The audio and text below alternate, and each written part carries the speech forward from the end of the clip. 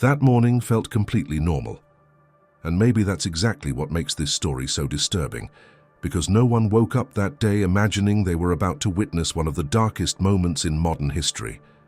No one imagined that within a few hours, the entire world would fall silent, trying to understand how something so unthinkable could actually happen. But the question that lingers from the very beginning is, how could someone have the courage to do something like this? And why? It was an ordinary Tuesday. The sky was clear over New York City, the kind of calm morning that disappears into the fast pace of everyday life. Workers were heading to their offices, tourists were walking through the streets, cafes were opening their doors. Everything was unfolding exactly as it should. At the heart of the financial world, the towering World Trade Center stood as a symbol of power, stability, and progress. A place that, until that moment, represented safety and permanence. But as the city slowly woke up, something was already in motion, something that had been planned for years in silence, far from the eyes of the world. A plan that didn't begin that morning, nor that week, nor that month. A plan that crossed continents, brought people together, exploited vulnerabilities, and patiently waited for the right moment to unfold. And perhaps the most unsettling part is this. While millions of people were living their normal lives, those behind it all already knew exactly what was going to happen. Every detail, every minute, every target. Inside airports, passengers boarded flights unaware they were stepping into journeys that would never reach their destination. Crews followed routine procedures like any other day. Air traffic controllers watched their screens, guiding aircraft through the sky with precision. Nothing seemed out of place, at least not yet, because what no one realized was that this day would not be remembered for how it began, but for what it would become. And within minutes, small signs would start to appear. Signs so subtle that at first they seemed like simple technical issues, minor errors, things that happen in a system so complex. But those signs were the beginning of something much bigger.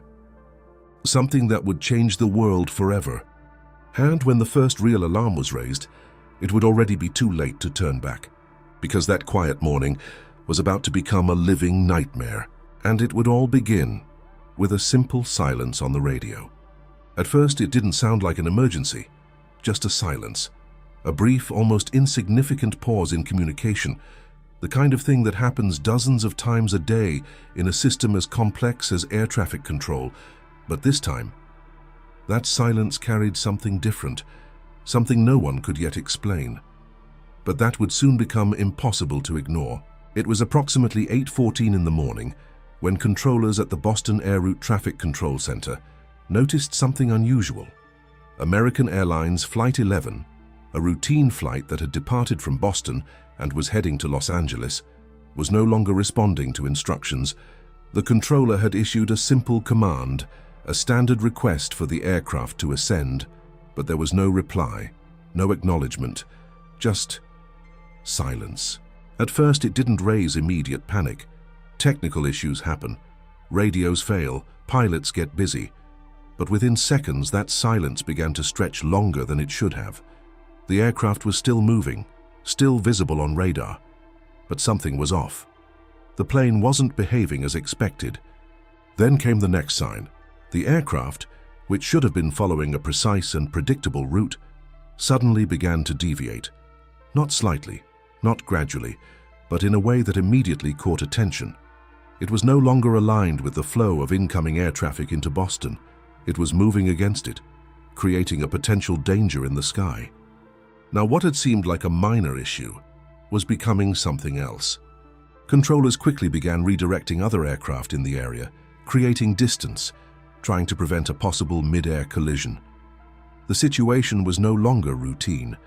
Something was happening inside that plane, something no one on the ground could yet see.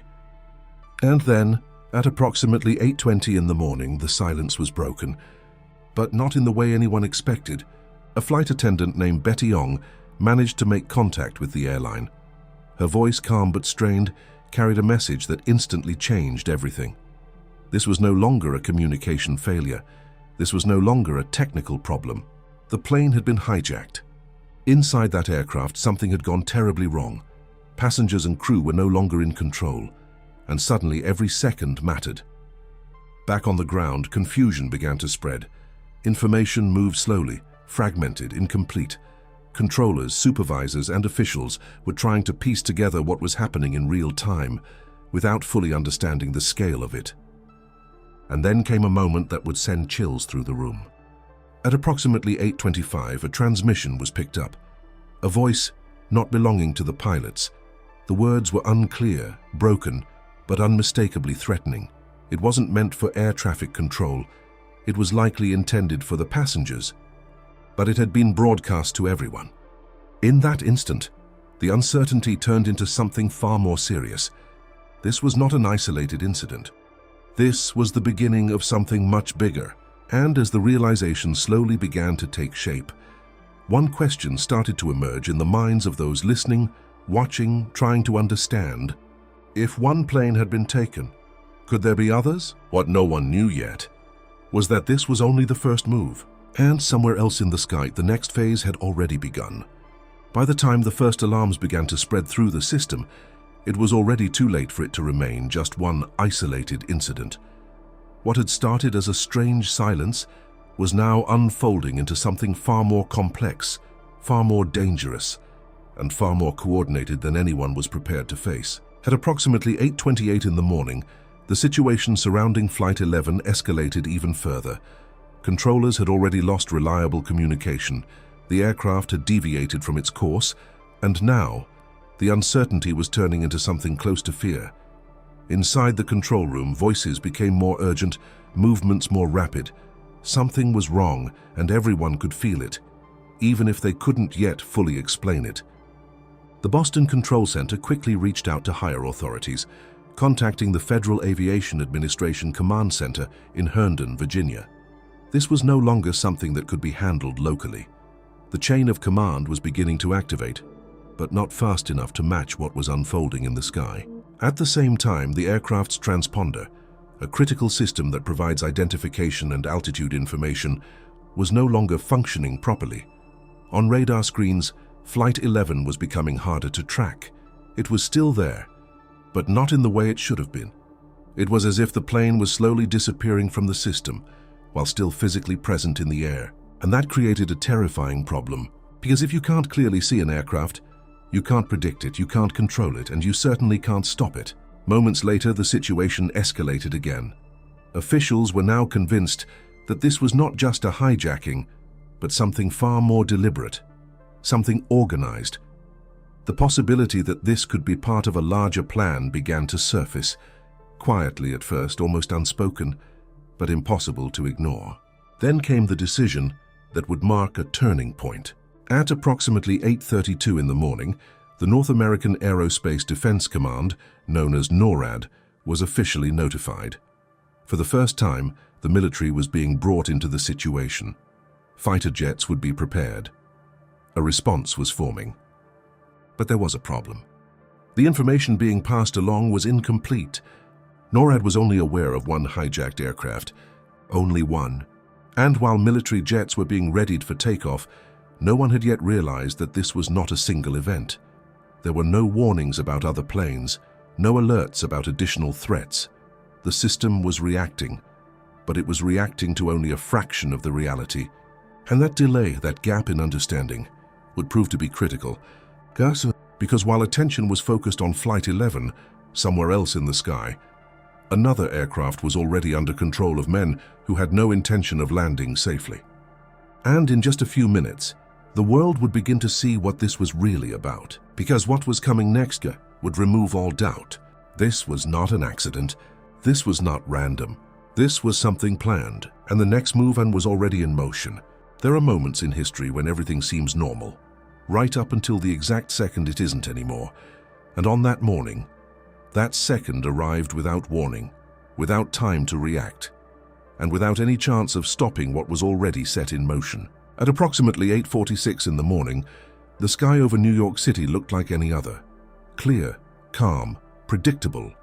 Thousands of people were already at work inside the towers of the World Trade Center.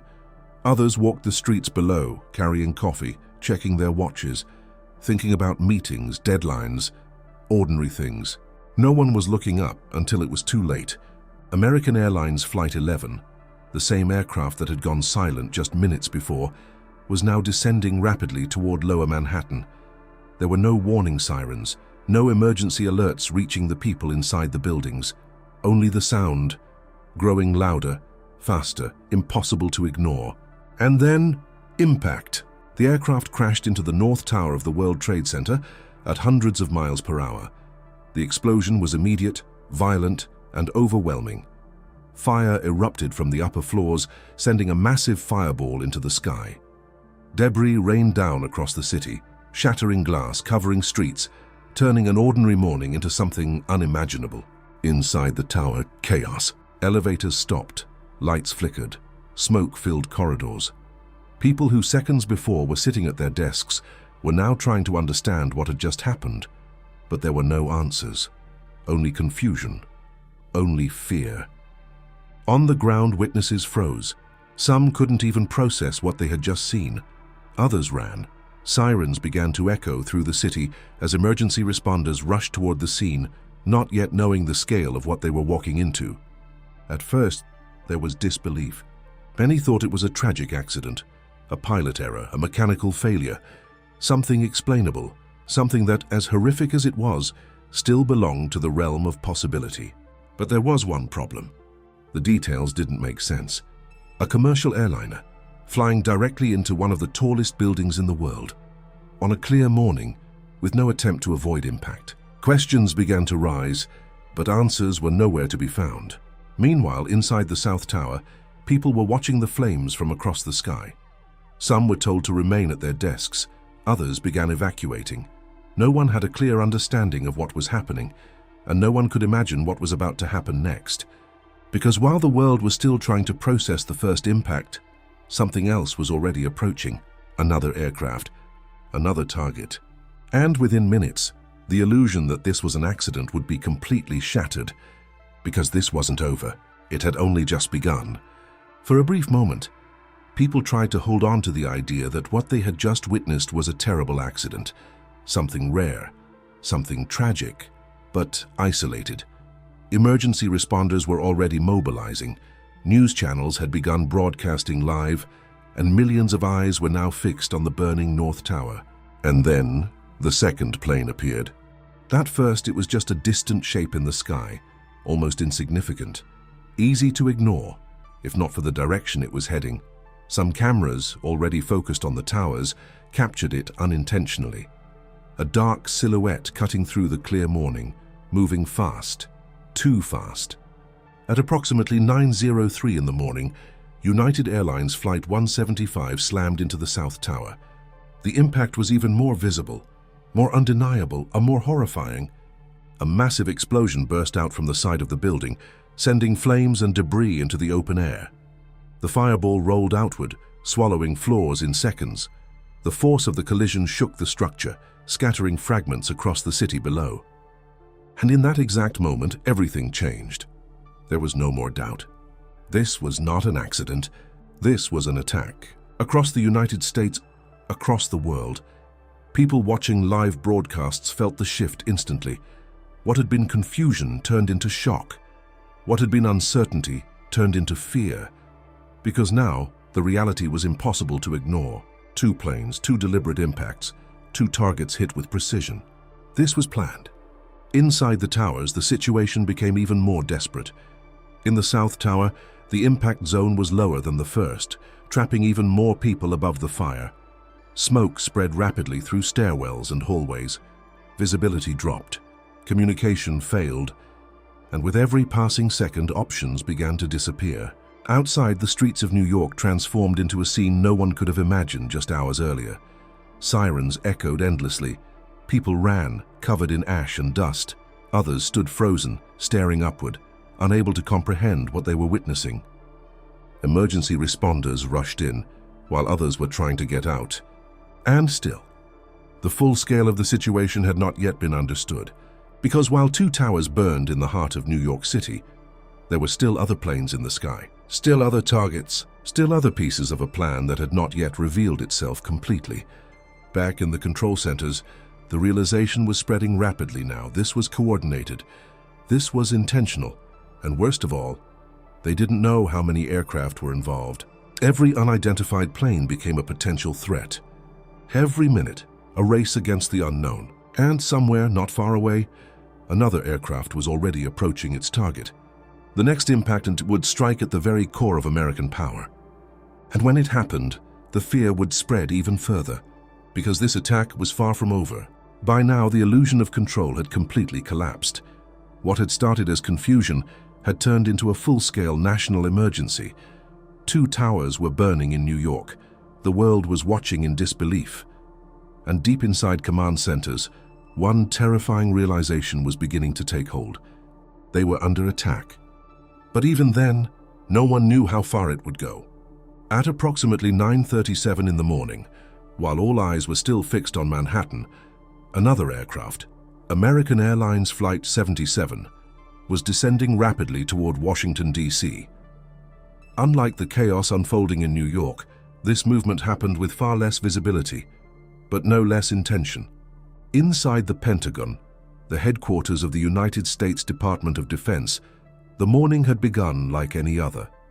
Thousands of military personnel and civilian employees were at work, moving through corridors, attending meetings, focusing on tasks that, just moments earlier, had seemed important.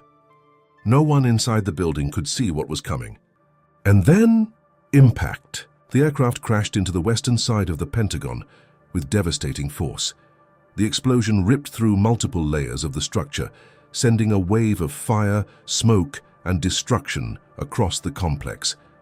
The sound alone was enough to shake the ground, a deep, violent roar that echoed through one of the most secure buildings in the world. In seconds, offices were destroyed, hallways collapsed. Fire spread rapidly through the damaged section. People who had been sitting at their desks were suddenly thrown into a nightmare they could not escape. And just like that, the attack had reached the center of American military power. Back in New York, many didn't even know yet. The scale of what was happening was so overwhelming, so fast, that information struggled to keep up with reality. News networks began to break the updates slowly, almost cautiously, as if even they couldn't fully believe what they were reporting. Another plane, another impact, another target hit. Now it was undeniable. This was not just an attack on a city. This was an attack on an entire nation. Airspace across the United States began to shut down. Flights were grounded. Pilots were instructed to land immediately, no matter where they were. For the first time in history, the skies over the country, once filled with thousands of aircraft, were beginning to empty. But even as that unprecedented order was given, there was still one more plane in the air, one more piece of the plan. And this time, something unexpected was about to happen, because aboard that final aircraft, the story would take a different turn. Not one of silence, not one of helplessness, but one of resistance. And what happened next would prove that even in the darkest moments, not everyone was willing to surrender. By the time the third impact was confirmed, fear had spread across the entire nation. The skies were being cleared, cities were on alert, and millions of people were trying to understand a reality that had changed in less than 1 hour. But high above the ground, one aircraft was still in the air. United Airlines Flight 93. At first, it followed the same pattern. It departed later than scheduled at approximately 8:42 in the morning, which unknowingly placed it behind the timeline of the other attacks. That delay, small and insignificant at the time, would later become one of the most crucial details of the entire day. Because while the hijackers on board began to take control of the aircraft, something different was already happening inside that plane. The passengers knew. Through phone calls made from the cabin, fragments of information began to spread. They heard about New York. They heard about the towers. They heard that planes had been used as weapons. And in that moment, the situation inside Flight 93 changed completely. This was no longer just a hijacking. This was a mission, and everyone on board understood what that meant. Instead of waiting, instead of hoping for survival through compliance, a decision began to form. Quiet at first, then stronger, then undeniable. They were going to fight back. Inside the cabin, a group of passengers came together. Different backgrounds, different lives, strangers just hours before, but now connected by a single, terrifying reality and a single choice. They couldn't let the plane reach its target. At approximately 9:57 in the morning, the passengers made their move. What followed was a struggle unlike anything seen on the other flights. Noise, movement, resistance. The hijackers, who until then had maintained control, were suddenly facing something they hadn't planned for. Pushback. The aircraft began to move erratically, sharp turns, sudden drops. The cockpit was no longer a place of calm control. It had become the center of a desperate fight. Voices were heard, shouts, crashes, a final attempt to overpower those at the controls. And then, at approximately 10:03 in the morning, the plane went down. It crashed into a field in Shanksville, Pennsylvania. There was no massive target, no building, no symbolic structure reduced to rubble, because the passengers had stopped it. What was the intended target remains a subject of investigation and debate. Some believe it was the United States Capitol, others the White House. But one thing is certain: it never reached its destination. And that was not by chance. It was because in the middle of fear, in the middle of uncertainty, a group of ordinary people made an extraordinary decision. They chose to act. Back on the ground, the reality of what had just happened was still unfolding. 4 planes, 4 coordinated attacks, a level of planning and execution that pointed to something far beyond a single event. This was organized. This was deliberate. And now the question was no longer what was happening. The question was who was behind it. And the answer would begin to reveal a network far more complex and far more dangerous than anyone had imagined. Even as the world struggled to understand what was happening, the worst was still yet to come. The fires inside the towers continued to burn, spreading through floors filled with fuel, office materials, and shattered infrastructure. From the outside, the buildings were still standing, but inside something critical was beginning to fail, and almost no one truly realized it. At approximately 9:59 in the morning, less than 1 hour after being struck, the South Tower began to collapse. It didn't happen slowly. There was no gradual warning. In a matter of seconds, the upper section of the building gave way and gravity took over. Floor after floor fell onto the one below it, creating a chain reaction that could not be stopped. The entire structure came down in a violent cascade of steel, concrete, and glass. A massive cloud of dust and debris exploded outward, racing through the streets of Manhattan like a storm. People ran, some blinded, others disoriented, many unable to even process what they were witnessing. The sound alone was overwhelming, a deep, thunderous roar that seemed to consume everything around it.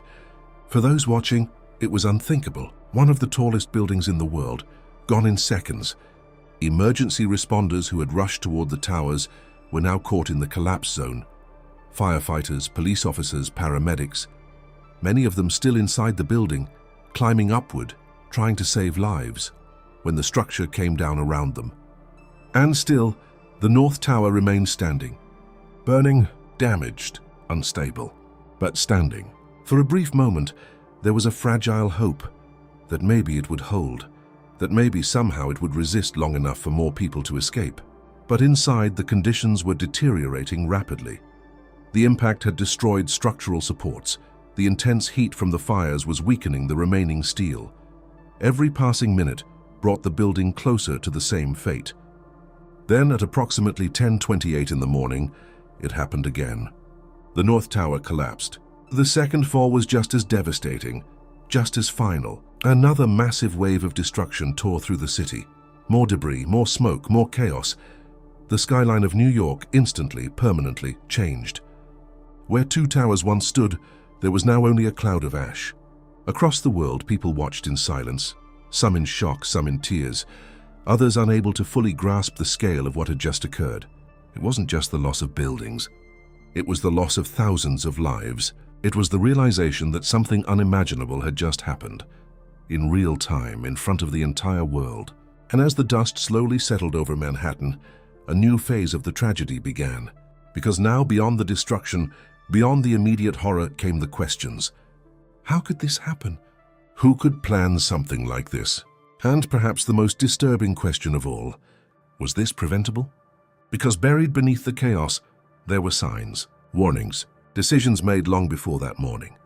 And as investigators began to dig deeper, a hidden story started to emerge, one that began years before the attacks, with an idea that at the time seemed almost impossible to believe.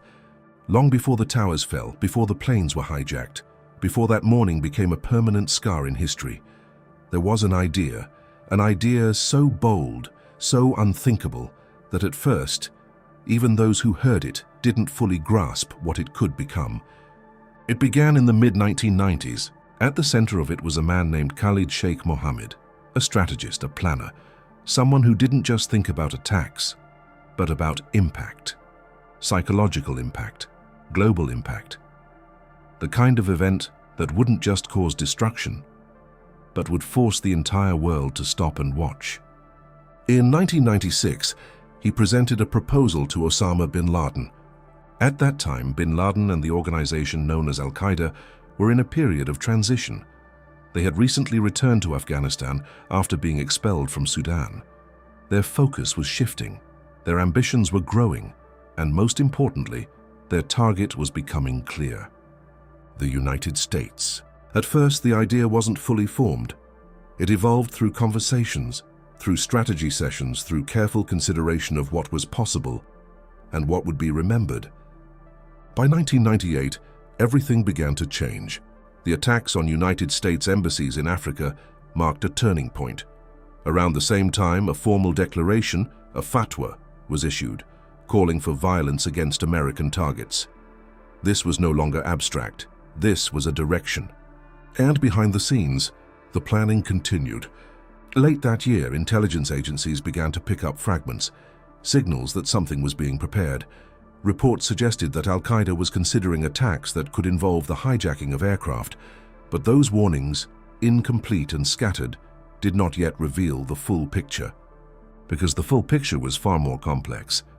By the end of 1998 or early 1999, the plan received approval, not just as an idea, but as an operation. Meetings were held, details were refined, targets were discussed. Not all suggestions were accepted.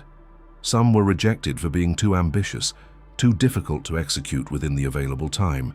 Even within the group, there were limits, calculations, decisions about what could realistically be done. But one concept remained: use airplanes, turn them into weapons, and strike symbols of power. From that moment forward, everything became about preparation. Funding, recruitment, training, logistics. This was no longer a possibility. This was a mission in motion. And the most chilling part of it all is that while this plan was being built, step by step, decision by decision, the world continued as if nothing was wrong. No one in those office buildings, no one boarding those flights, no one walking the streets below, had any idea what was coming, because the people behind it weren't just planning an attack. They were building a moment designed to shock, to terrify, and to change the course of history forever. And now, that moment had already happened. But the deeper truth, the full scale of how it was executed, was only just beginning to surface. As the scale of the attacks became clear, attention began to shift. The question was no longer just what had happened, but who had made it happen. Who were the individuals capable of executing something so precise, so coordinated, and so devastating? The answer would reveal something even more disturbing than the attacks themselves. This was not chaos. This was discipline. Carefully selected individuals, trained, prepared, and positioned over time. At the center of the operation was Osama bin Laden. He was not just a symbolic leader, he was directly involved. He provided financial support, strategic direction, and played a role in selecting the people who would carry out the mission. This wasn't distant influence, and this was active leadership. The first selections were not random. Two men, Nawaf al-Hazmi and Khalid al-Mihdar, were chosen early on. Both had prior experience in conflict zones, including Bosnia. They weren't amateurs. They understood discipline, structure, and commitment to a cause. In mid-2000, they entered the United States. But there was a problem. They didn't speak English well. Their flight training was limited. They struggled with basic instruction, and so their roles shifted. They would not be the pilots. They would be part of the team, but not at the controls. That responsibility would fall to others. Around the same time, a different group was forming in Hamburg, Germany. This group would become one of the most critical components of the entire operation. Among them were Mohammed Atta, Marwan al-Shehi, Ziad Jarrah, and Ramzi bin al-Shib. They were different. Educated, fluent in English, familiar with Western culture, they could blend in, and that made them valuable. They traveled to Afghanistan, where they were selected personally. Their profiles matched what the operation required: individuals capable of learning to fly, capable of navigating within the United States without raising immediate suspicion. Training began. Flight schools in the United States became the next step. Florida, Arizona, California, places where, under normal circumstances, students from around the world came to learn aviation. And in that environment, they prepared. They learned how to control aircraft, how to navigate, how to operate within the system, all while hiding their true intentions. One of them, Hani Hanjour, already had a commercial pilot's license. His experience made him particularly valuable.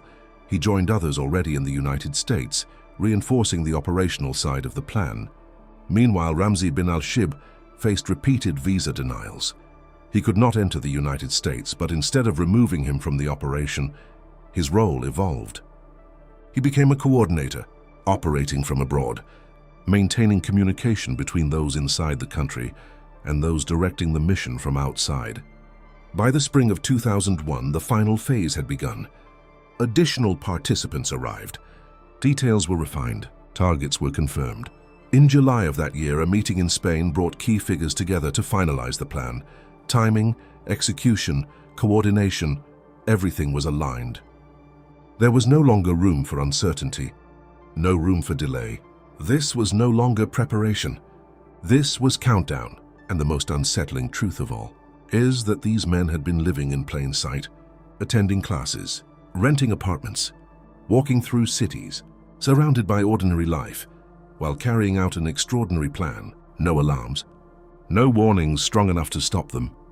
Because by the time the world would see them for who they were, it would already be too late. And what came next would reveal not just how the attack was carried out, but how close it came to being even worse. In the weeks leading up to September 11, everything appeared normal. Flights departed on time.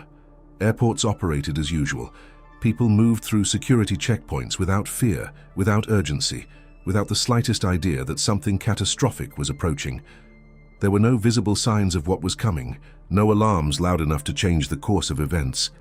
But behind that normality, the final pieces were falling into place. By the summer of 2001, the operation had entered its last phase. The targets had been selected. The teams were in position. The timing was no longer theoretical. It was being set in motion. Every detail, from flight schedules to seat selections, was part of a carefully constructed plan. And yet, there were signals, warnings that in hindsight would seem impossible to ignore.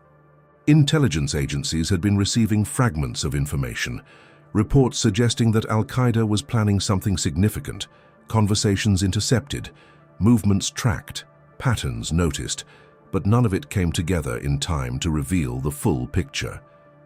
It was like looking at pieces of a puzzle, without realizing they belonged to the same image. Inside the United States, some of the future hijackers were already drawing attention, but not enough to trigger immediate action. In one case, a flight instructor grew suspicious of a student who showed little interest in learning how to land an aircraft. The focus was elsewhere, on control, on direction. But suspicion alone, that was not enough. There were no clear instructions to act, no confirmed threat.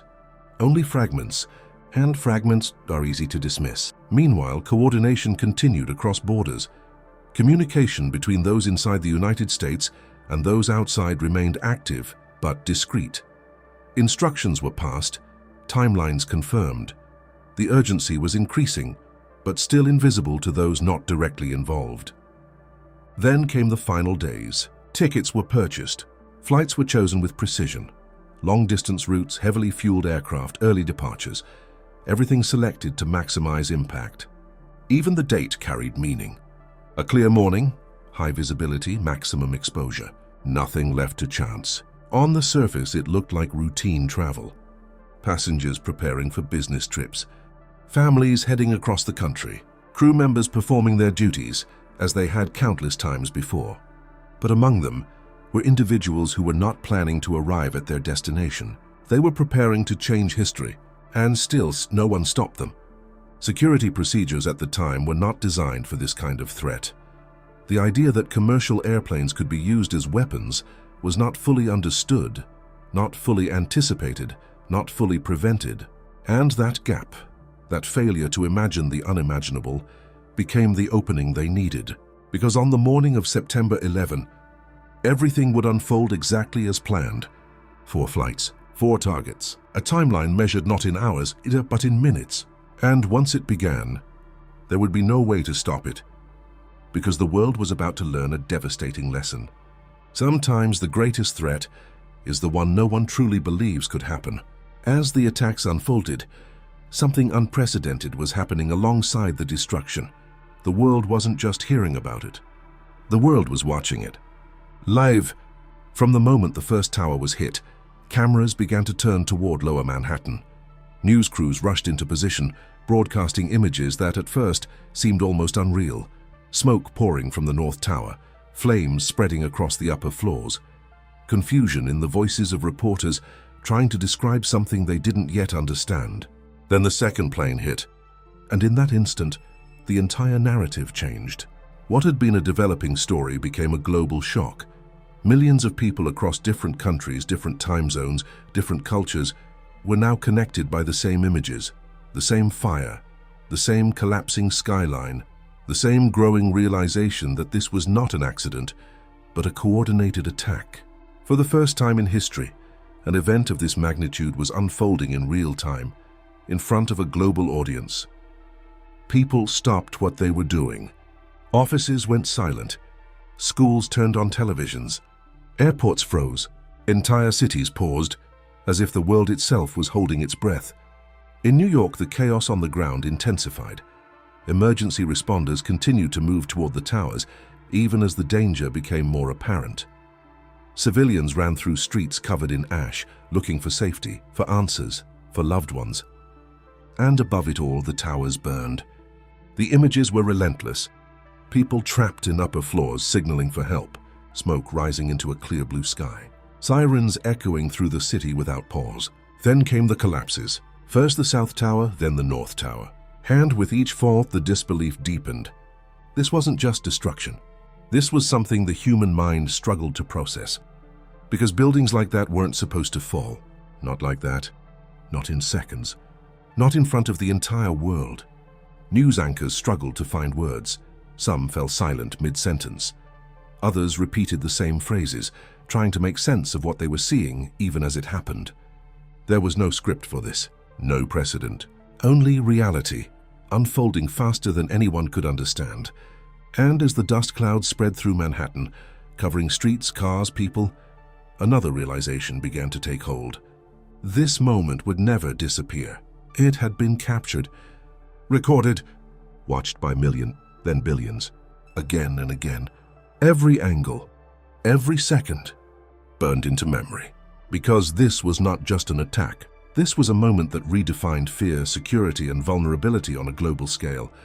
And even as the immediate chaos began to settle, the consequences were only just beginning. Because what happens after something like this can shape the world for decades. And in the days that followed, the response would be just as powerful as the event itself. When the noise finally began to fade, what remained was something far more unsettling. Silence. A silence heavy with dust, grief, and disbelief. Lower Manhattan, once filled with movement, voices, and energy, had been transformed into something unrecognizable. The air was thick with ash. The streets were covered in debris, twisted steel, shattered glass, and fragments of lives once lived just hours before. Where the towers once stood, there was now a void, a space that felt impossible to accept. Emergency responders moved through the ruins with urgency, but also with a growing awareness of the scale of loss. Firefighters, police officers, volunteers, all searching, all hoping, even when hope was becoming harder to hold on to. Every sound mattered. Every movement under the rubble could mean a life. But as hours turned into days, the reality became clearer. This was no longer a rescue mission, it was a recovery. Across the city, people searched for answers, for names, for faces, for any sign that someone they loved had survived. Photos began to appear everywhere, on walls, on street poles, at subway entrances. Smiling faces, ordinary moments, captured memories, each one carrying the same silent question. Have you seen this person? It felt like an entire city had become a place of mourning. Strangers spoke to each other like family. People who had never met shared grief, shared silence, shared the weight of something none of them could fully explain. And beyond New York, the world responded. Vigils were held in cities across the globe, candles lit in memory of lives lost, moments of silence observed by millions. For a brief time, borders, politics, differences seemed to disappear. There was only humanity, only loss, only the need to understand how something like this could happen. In the United States, the sense of vulnerability was overwhelming. A country that had long felt untouchable had been struck at its core. And with that realization came fear, but also resolve. A determination to respond, to find those responsible, to make sure something like this would never happen again. But even as that determination grew, so did the questions. How had this gone undetected? Were there warnings? Could it have been prevented? Investigations began almost immediately. Agencies worked to piece together timelines, communications, movements. Every detail mattered. Every second of that day was analyzed, replayed, examined from every possible angle. And slowly, a clearer picture began to form, not just of the attacks themselves, but of everything that had led up to them, because buried beneath the ashes was a story that had started years before, a story of planning, coordination, missed signals, and decisions that would be questioned for years to come. And as the world looked forward, trying to rebuild, trying to heal, one thing became certain: nothing would ever be the same again. Not the cities, not the systems, not the people, because some moments don't just pass, they stay. And the impact of this one was only beginning to unfold. In the days that followed, grief was no longer the only emotion. It was joined by something else, a growing sense of urgency and a demand for answers. Who did this? And what would happen next? Across the United States, the response began immediately. Airspace remained shut down, military presence increased, and intelligence agencies moved with a level of intensity never seen before. The country was no longer reacting. It was preparing for what might come next. Because one fear echoed through every decision being made. What if this wasn't over? At the highest levels of government, emergency meetings took place behind closed doors. Information was gathered, analyzed, and acted upon at a speed that reflected the seriousness of the moment. The attacks were no longer just a tragedy. They were now a matter of national security. And soon a name began to dominate those conversations. Al-Qaeda, the network that had been operating in the shadows, was now at the center of global attention. Evidence pointed toward a coordinated effort led by Osama bin Laden and his organization. The scale, the precision, the execution, it all aligned with intelligence that had been building over the years, but never fully connected in time to prevent the attacks. Now there was no uncertainty. There was a target. And with that target came action. On September 14, just 3 days after the attacks, the United States Congress authorized the use of military force against those responsible. It was a decision that would shape not just the immediate response, but the next decades of global conflict. Because this was no longer just about justice. It was about war. By early October, that response became reality. Military operations began in Afghanistan, where Al-Qaeda had established its base of operations under the protection of the Taliban. The objective was clear: dismantle the network, remove its leadership, and prevent future attacks. But wars are never simple, and this one would not end quickly. Back at home, security measures changed almost overnight. Airports became heavily monitored, new protocols were introduced, surveillance increased. Systems that had once been open and routine were now guarded and controlled. The world had shifted. Trust had been replaced with caution. Normal had been redefined, and yet, even as action was being taken, even as strategies were unfolding, there was still something deeper that needed to be addressed. Understanding. Because responding to an event like this required more than force. It required knowing how it happened, why it happened, and whether it could ever happen again. Investigations continued to dig deeper into the origins of the attacks, the failures that allowed them to succeed, and the lessons that needed to be learned. And what they began to uncover would reveal a system that had seen pieces of the truth, but never the whole picture, because sometimes the most dangerous threats are not the ones we cannot see, but the ones we fail to connect. And as those connections slowly came to light, the story of September 11 became even more complex and even more unsettling than anyone had first imagined. As investigators began to reconstruct the timeline, a disturbing pattern started to emerge. This hadn't come out of nowhere. It hadn't appeared without warning. The signs were there. They had always been there. But they were scattered, fragmented, buried in reports, conversations, and isolated concerns that, on their own, didn't seem urgent enough to trigger action. It was only after everything had happened that those pieces began to connect. In the months leading up to the attacks, multiple intelligence agencies had received information suggesting that a large-scale operation was being planned. There were mentions of Al-Qaeda, mentions of potential attacks on American soil, even references to the possibility of aircraft being used. But nothing was specific enough. No exact dates, no confirmed targets, no clear execution plan. And in a system built on certainty, fragments are easy to overlook. Different agencies held different pieces of the puzzle. The Central Intelligence Agency had insights into individuals linked to Al-Qaeda. The Federal Bureau of Investigation had reports of suspicious behavior inside the United States. Other departments had their own fragments and their own warnings. But those pieces were not fully shared, not fully connected. Information remained separated, held within systems that did not always communicate effectively with one another. And in that gap, the plan continued to move forward.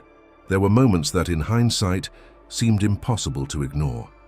Individuals connected to the future attacks had been flagged before entering the United States, but were not stopped. Some had been on watch lists, but were not tracked closely enough once inside the country.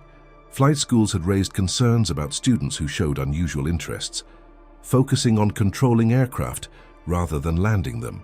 But again, these were isolated signals, and isolated signals rarely trigger large-scale responses. The idea that multiple individuals across different locations were working together toward a single coordinated attack was not fully realized in time because it required something that hadn't yet happened. Connection. The ability to see the full picture, to understand that these were not separate events, but parts of the same plan. And by the time that realization came, it was already too late. This wasn't just a failure of intelligence. It was a failure of imagination. The possibility that commercial airplanes could be turned into weapons on this scale had not been fully accepted. It existed as a theory, but not as an imminent threat. And that difference in between possibility and belief created a gap that was exploited with precision. As the investigation pushed deeper, the focus expanded beyond the individuals on the planes, because what became increasingly clear was that this operation could not have been carried out by a few people alone. There was a network, geostructure operating across countries, borders, and systems, built over years, designed to remain hidden until the moment it acted. Al-Qaeda was not just an organization, it was a decentralized web, cells operating independently, yet connected by ideology, communication, and leadership. This structure made it difficult to track and even harder to stop, because taking down one part didn't necessarily reveal the others. And that was exactly how this operation survived long enough to succeed. The men who carried out the attacks were only the visible edge of something much larger. Behind them were facilitators, coordinators, financiers, individuals who never boarded a plane but played critical roles in making sure everything worked. Money had to move, documents had to be prepared, travel had to be arranged, communication had to remain secure, and all of this had to happen without drawing attention. Investigators discovered that funding for the attacks had been transferred through international banking systems in small, calculated amounts. Nothing large enough to immediately raise suspicion, but enough, when combined, to support the entire operation. Training had taken place in multiple locations, some in Afghanistan under the protection of the Taliban, others inside the United States, where flight schools unknowingly became part of the preparation phase. Communication was carefully managed. Messages were often indirect, sometimes coded, sometimes passed through intermediaries. The goal was simple: avoid detection at all costs. And for years, it worked. One of the most critical elements of the network was its ability to adapt. When one path was blocked, another was found. When one individual couldn't enter the United States, their role was reassigned. When plans needed adjustment, they were made without hesitation. This wasn't rigid, this was flexible, and that flexibility made it dangerous.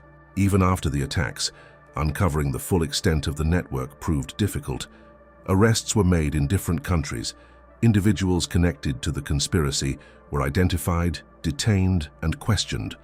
But the complete picture remained complex. Because networks like this don't exist in a straight line. They exist in layers, some visible, some hidden, some never fully revealed. And perhaps the most unsettling realization of all was that this network had operated in the background of everyday life, across cities, across systems, across borders. While the world continued as normal, no alarms loud enough, no signals strong enough, until it was too late. And as investigators worked to dismantle what they could find, another question began to emerge. If a network like this could exist once, could it exist again? Because understanding the past was no longer enough. Now it was about preventing the future, and that meant changing the way the world saw threats forever. After the smoke cleared, after the investigations began, after the names and faces were known, something deeper remained. A shift, not just in policy, not just in security, but in the way the world itself functioned. Because after September 11, nothing felt the same again. Airports, once symbols of freedom and movement, became places of control. Security checks intensified, procedures multiplied. Every bag, every passenger, every detail now carried a level of scrutiny that had never existed before. Flying was no longer routine. It was cautious, calculated, watched. But the changes didn't stop there. Governments around the world began to rethink their entire approach to security. Intelligence agencies expanded their operations. Surveillance increased. Information sharing between countries became more aggressive, more immediate. The goal was simple: never let something like this happen again. But achieving that goal, they came with consequences. New laws were introduced, giving authorities broader powers to monitor, track, and act. For some, it was necessary. For others, it raised questions about privacy, freedom, and how far a society should go in the name of protection. Because fear has a way of reshaping priorities. And in the years that followed, that fear influenced decisions on a global scale. Wars were fought, alliances were tested. Entire regions of the world became part of a conflict that had been triggered by a single morning. The War on Terror, as it came to be known, extended far beyond the borders of the United States. It reached into countries, communities, and lives that had never directly seen the towers, but would still feel the impact of what happened. And for ordinary people, the change was personal. A new awareness, a new vulnerability, the understanding that even the most powerful nations were not untouchable. For a generation, this moment became a reference point. A before and an after. People would always remember where they were, what they were doing, how they felt when they saw it happen. Because it wasn't just news, it was an experience, shared across the world. At the same time, something else emerged: resilience. Communities rebuilding, families supporting each other, strangers coming together in ways that, before that day, might have seemed unlikely.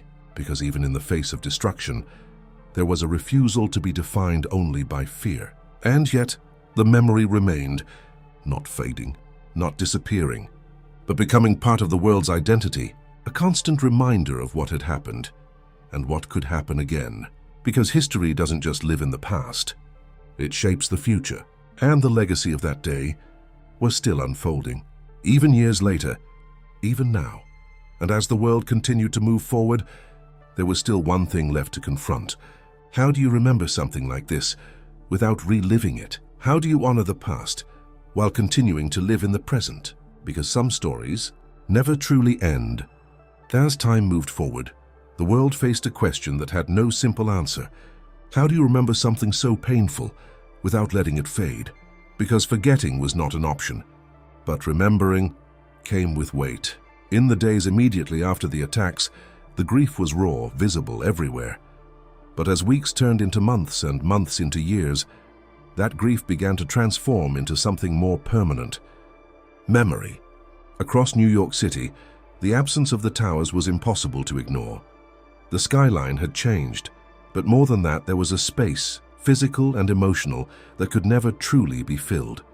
And so the process of remembering began, not just through words, but through places. One of the most powerful tributes emerged as beams of light rising into the night sky. Two vertical columns, standing where the towers once stood, reaching upward as if trying to reconnect what had been lost. It was called the Tribute in Light, and for many, it became more than a visual display. It became a symbol, a reminder that even in absence, something remains. Soon after, the effort to create a permanent memorial took shape. Designers, architects, and families of victims all became part of a process that was not just about construction, but about meaning. How do you represent loss? How do you give form to memory? The final design centered around absence itself. Two vast reflecting pools, placed exactly where the towers once stood. Water flowing endlessly downward, into a space that cannot be filled. Around them, the names of every victim, carefully inscribed. Not numbers, not statistics, names, because each one was a life, a story, a world that no longer existed. Beyond New York, other memorials were built. At the Pentagon, a space of reflection marked the lives lost in that attack. In Pennsylvania, where Flight 93 came down, a memorial honored the passengers who made a choice that changed the outcome. Each location carried its own meaning, but together they told the same story. This happened. It was real. And it will not be forgotten. Families returned year after year, reading names, leaving flowers, standing in silence. For some, it was about closure. For others, there is no such thing. Because loss like that doesn't end, it becomes part of you. At the same time, new generations began to learn about that day not through memory, but through history, through images, videos, stories passed down, trying to understand something they never experienced, but that still shapes the world they live in. And that is the challenge of remembrance, to keep the truth alive without losing its meaning, to honor the past and without being trapped in it, because remembering is not just about looking back. It's about carrying something forward and ensuring that what was lost is never reduced to silence again. But even as the world built these spaces of memory, there was another process happening in parallel, rebuilding, because where something falls, something else will eventually rise. And that next chapter would be just as symbolic as everything that came before. For a long time, the space where the towers once stood remained untouched, not because it was forgotten, but because no one knew how to begin again. The ground itself had become something sacred, a place marked by loss, memory, and questions that still had no easy answers. Rebuilding was not just about construction, it was about meaning, about deciding what should stand there and what it should represent. Because whatever came next would carry the weight of everything that had happened. In the early days, there were promises, voices filled with determination, insisting that the city would recover, that it would come back stronger, that the skyline would rise again. But turning those words into reality proved far more complicated. Plans were proposed, rejected, redesigned, debated. The process stretched over years, shaped by architects, officials, families of victims, and a public that all had different visions of what rebuilding should look like. Some wanted strength, some wanted remembrance, some wanted both, and slowly, a direction began to take form. The site would not simply replace what was lost, it would transform it. A new tower would rise, One World Trade Center, taller than the originals, designed not just as a building but as a statement, a symbol of resilience, of continuity, of a refusal to be defined only by tragedy. Its height was deliberate, 1,776 feet, a number tied to history, to identity, to the idea of independence. But the path to completion was not easy. Delays, disagreements, and financial challenges slowed progress. Construction began, stopped, resumed. Each step forward carried the pressure of expectation and the memory of what had once stood there. At the same time, other parts of the site were rebuilt, transportation systems restored, surrounding buildings constructed, life gradually returning to a place that had once been frozen in time. And then years later it stood.